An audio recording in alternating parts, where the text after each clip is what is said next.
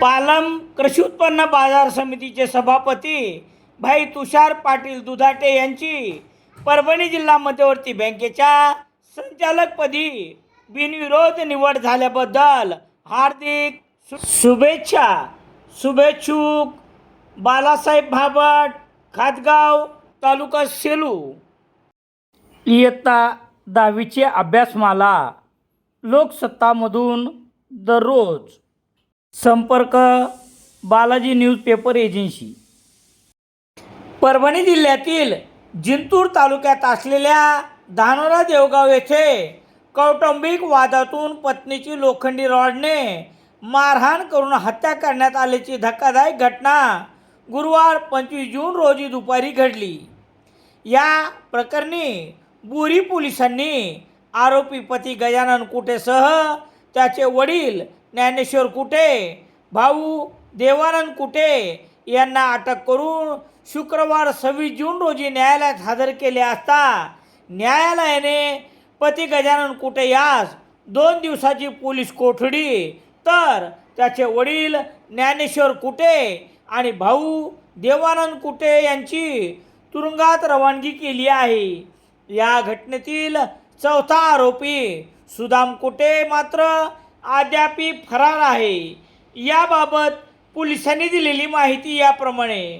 जिंतूर तालुक्यातील बुरी पोलीस ठाण्याअंतर्गत असलेल्या धानोरा देवगाव येथील रहिवासी मीरा गजानन कुटे वय 35 वर्षे या घटनेच्या दिवशी गुरुवारी दुपारी आपल्या राहत्या घरी होत्या. यावेळी पती गजानन कुटे यांच्यासोबत किरकोळ कारणावरून झालेल्या वादात पती गजानन कुटे यांनी लोखंडी रॉडने पत्नीच्या डोक्यावर वार केला. या मारहाणीत मीरा कुटे गंभीर जखमी झाल्या. या घटनेची माहिती मिळताच परिसरातील नागरिकांनी घटनास्थळी धाव घेत चालक विजय राठोड यांच्या रुग्णवाहिकेतून जखमी मीरा कुटे यांना बुरी येथील ग्रामीण रुग्णालयात दाखल करण्यात आले असता वैद्यकीय अधिकाऱ्यांनी तपासणीनंतर त्यांना मृत घोषित केले. या घटनेची माहिती मयत महिलेचे माहेरचे नातेवाईक हिंगोली जिल्ह्यातील शेमसुरा येथून मोठ्या संख्येने रुग्णालयात दाखल झाले. त्यांनी आरोपी पतीविरोधात कठोर कारवाईची मागणी केली.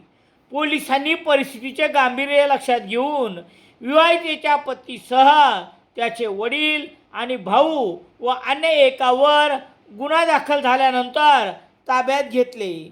हे संपूर्ण प्रकरण बुरी पोलीस ठाण्याचे सहाय्यक पोलीस निरीक्षक रामेश्वर धोंडगे आणि त्यांच्या सहकाऱ्यांनी यशस्वीपणे हाताळले.